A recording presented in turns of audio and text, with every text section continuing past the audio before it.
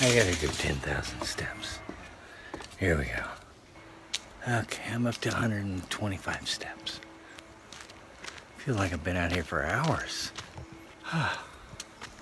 1,200 steps. Okay, I'm almost there. 3,800 steps? Come on, man, nobody does 10,000. Where did that come from? Show me the data.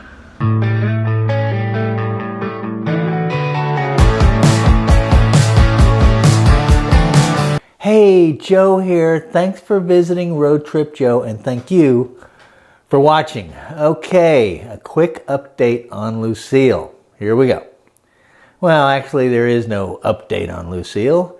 She's resting comfortably right now out at the Donkey Palace. And we're just kind of taking a break from each other. You know what I mean? We're just taking a break. And yes, I still own her. She just doesn't know it. Okay, there you go. There's the update on Lucille. She's doing great. I'm doing great. We're taking a little separation. I'm just going to leave it at that.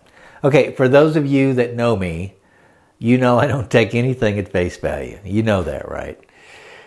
By that I mean I question everything. I think everybody should question everything. But I've been accused of, I'll argue with a fence post. That's me. Or I'm like a dog with a bone. That's me too. And that's fine. But you know what? I believe in science. I believe in research. I believe in data. I believe in facts. And just because somebody wrote something on a rock 3,000 years ago didn't make it true then, and it certainly doesn't make it true now.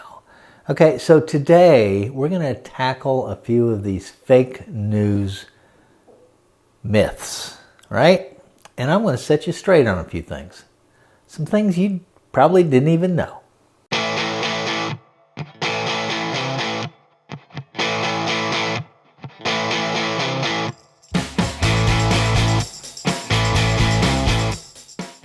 Remember when I did my video on supplements and why they're a waste of money? Man, I got a lot of backlash on that one, and you would have thought I'd learned my lesson, right? Nope, I never give up. I'm an adult, and I can take it. And supplements are a waste of money, even if I take them myself. Yes, there are some minerals you can take that seem to be helpful, thank you very much, Paul, but few and far between, really. Not a one-a-day vitamin or wheat germ or, fish oil. Sorry, no science supports that. And this is all about science today. And science is science, right? And facts matter, right? In this video, we're going to talk about some urban legends out there and why we need to quit believing them or repeating them like they are true, because these aren't. So listen up. Let's start with that 10,000 steps thing. You know what I'm talking about, right? You wear this little Fitbit, this little watch, and it suggests or encourages you to take 10,000 steps a day to stay healthy. That's your goal, right? So who decided this 10,000 steps was the ideal goal? Who did that? Where's the data on it? Well, finally, somebody checked it out. According to Ai-Min Lee, who is an epidemiologist at the Harvard University School of Public Health, she's a scientist, folks, and you know what she did? Bingo, she did research, and she collected data. Anyway, according to Dr. Lee, the 10,000 steps are not necessary to do every day, or any day, actually. She says for older women, 4,400 steps will be just fine. And if you make it to 7,500 steps in one day, then good for you. But anything beyond that is not really beneficial. You got that? You don't have to do 10,000 steps a day anymore. So where did this 10,000 figure come from anyways? Marketing, of course. Somebody was trying to sell something. You gotta follow the money, people. It turns out that in 1965, that's 1965, a Japanese company called Yamasa Clock created a personal fitness pedometer called the Manpo Kai. Okay, my Japanese is a little rusty, so if I'm mispronouncing that, I apologize to all my Japanese patrons out there, which actually I think I have one. but I don't think he speaks Japanese either. So this Manpo Kai in Japanese means, get ready for this, it means the 10,000 steps meter. That's right, Manpo Kai means the 10,000 steps meter. How convenient. I mean, it really worked out for this company because even the character for the 10,000 steps looks like a person walking or running. So, without any science or research to back it up, they just decided that 10,000 steps should be your goal every day because it went with the name of the product. It fit, so it stuck. Go figure. The bad part is that it stuck with us for what? 55 years. For 55 years, all the gadgets that followed said you need to do 10,000 steps a day. They all jumped on board and nobody even questioned it. So forget 10,000 steps and get out and do 4,400 steps. You'll be fine, trust me. Or trust the data, I should say. 7,500 is good if you're having a really good day, okay? Okay, here's one of my favorite myths that's been around for way too long and has finally gotten some pushback in the science community. Way back in the 1890s, this Seventh-day Adventist, who was also a doctor and owned some kind of health spa in Michigan, he invented a cereal called cornflakes. Although he actually invented cornflakes in 1878 for his patients, he didn't really start selling them until the 1890s. He and his brother also invented peanut butter and meatless meat since they were both vegetarians. The doctor's name? It was Dr. John Harvey Kellogg. Yes, that Kellogg. Although it was his brother William who made the money from it, but we'll get to that in a moment. Now, at the time, the late 1800s, some folks, but not all, but some folks ate something for breakfast. But it wasn't their big meal of the day, and for farmers, which most Americans were back then, eating breakfast wasn't real convenient because they needed to get out early to milk the cows and tend the crops. Now, this Dr. Kellogg wanted to change all of that, and he believed Americans had another issue that really needed to be dealt with. So, the real reason Dr. Kellogg invented the breakfast cereal cornflakes was because of masturbation. That's right, that's correct. You heard me correct, masturbation. Seems that this little habit was going full bore back in the 19th century. Okay, this Dr. Kellogg, who considered this little habit a sin, decided to keep people busy in the morning by making them eat his new cornflakes. It's like, what the hell were people doing in the morning back then? All right, you don't believe me? Well, look it up. You can't make this stuff up, you know. Well, I guess I probably could. Okay, this Dr. Kellogg first marketed his cornflakes as a healthy, ready-to-eat, get ready for this, anti-masturbatory morning meal. Man, that's hard to say. Yep, that's right. It said that right on the advertisements. Now, his brother William had other ideas, and this is where the whole breakfast myths started. These cornflakes weren't real tasty, it seemed, and were not only bland but hard as rocks because they were known to break people's teeth.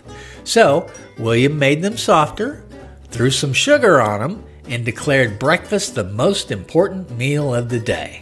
Now, John Kellogg, his brother, didn't like what William was doing to the cereal, so he quit talking to him, like for the rest of his life. John didn't care for sugar and thought it was bad for you. So at least he got that right. On top of William Kellogg becoming a multimillionaire off of his brother's invention, one of Dr. Kellogg's former patients, a guy named C.W. Post, he invented grape nuts. And then this Post guy declared breakfast as the most important meal of the day. They were selling cereal, people. So breakfast went from an afterthought to being the most important meal of the day. Where's the data on that, huh? Of course, the Kellogg and Post brands, both located in Battle Creek, Michigan, by the way, went on to make millions and became a staple commodity in most households in America, including mine. So, that's how the idea of breakfast being the most important meal of the day came about. It was all about marketing. Turns out that breakfast is not the most important meal, and lots of recent studies that aren't tied to breakfast food marketing are actually suggesting that you can skip breakfast altogether. That's right, skip it. It's also been fairly well proven that eating breakfast has nothing to do with weight loss. Sorry, people. But I say if you're hungry, go ahead and eat. Doesn't matter what time of the day it is. Just eat something. But only do it when you're hungry. I do. That's the way it should work anyways, right? Just remember what cornflakes were really invented for, okay? And I thought it made you go blind, not made you hungry for cornflakes. I wonder what Dr. Kellogg thinks about his brand now. Okay, now what about these urban myths? Here's one. Carrots give you night vision, right? Nope, sure don't. Swimming after eating will give you cramps, right? Nope, sorry, not true. Here's one. Organic food is more nutritious and free of pesticides, right? Sorry, that is definitely not true. Organic food is not more nutritious, and most states allow pesticides on organic food. Natural pesticides, of course, not synthetic, can be used on organically grown food, but they are pesticides. In fact, the vast majority of organic food has been treated with pesticides. The organic food industry just doesn't tell you that, right? Okay, here's one. Natural sugar, like honey or raw honey, is better for you than processed sugar. This is definitely false.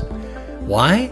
Because natural sugar, like from honey and raw honey and places like that, and sugar from, say, high fructose corn syrup are exactly the same. That's right, their chemical makeup is identical.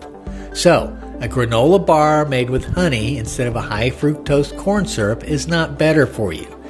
And there is a near unanimous consensus in the science world that the biological effect of high fructose corn syrup is essentially the same as those of, say, honey. The problem is this. That granola bar is probably more like candy because it contains more sugar per serving. You got that? That means more calories. And that's the difference you should actually be watching for. Got it? Okay, here's something I've been saying for years that nobody believes.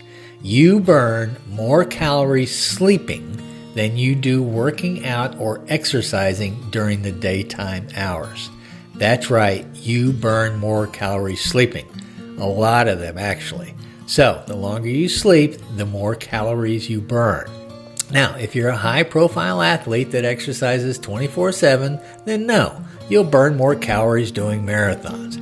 But if you're like the rest of us, me actually, then you will burn way more calories sleeping. Now here's a weird twist to all of this. A recent University of Colorado study showed that if we stayed awake all night, we would burn 135 more calories on average than we do when we're sleeping. Go figure. Although those were probably student subjects who stay up all night anyways. Spreading the viruses, I'm sure. Okay. Now, how many glasses of water should you be drinking every day? 8, right? 8 glasses of water, right? I mean, we've heard that our entire life, right? Okay, way back in 1945, the Food and Nutrition Board of the National Research Council said adults should drink about 2.5 liters of water a day, which comes out to about 8 glasses, give or take a few ounces. So, the media and marketing latched onto that and made it a fact, and it's stuck ever since. The part they didn't read or tell you about in the council's recommendation was that most of the 2.5 liters should come from food.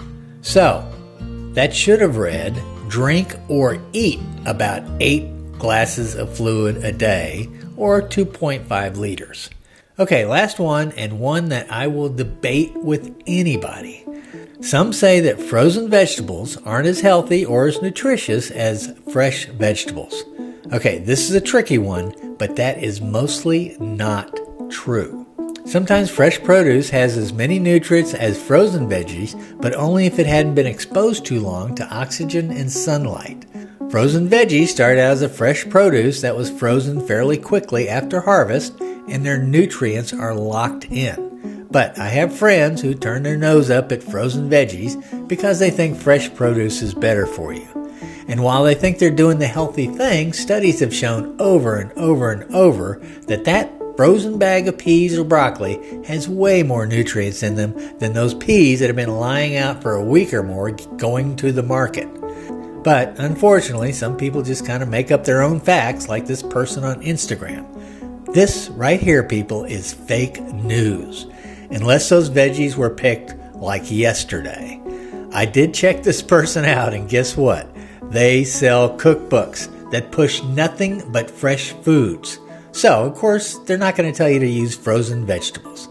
Like I said, you got to follow the money.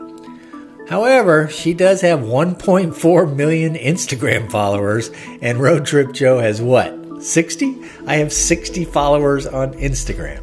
Maybe I should just get off my soapbox and just make some stuff up. Huh? Quit arguing, right, Joe? Okay, here's something I think we can all agree on. When you cook veggies or steam them, it doesn't matter if they're frozen or not. They're all going to lose their nutrients. We can all agree on that, right? I think that's all I got.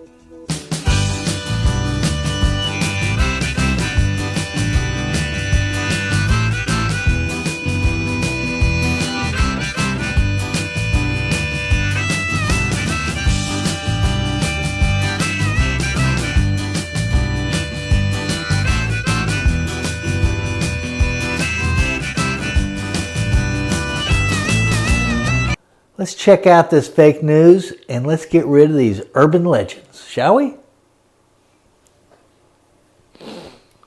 That was awful. What did I say? I wrote some good stuff here and I just can't remember it, really?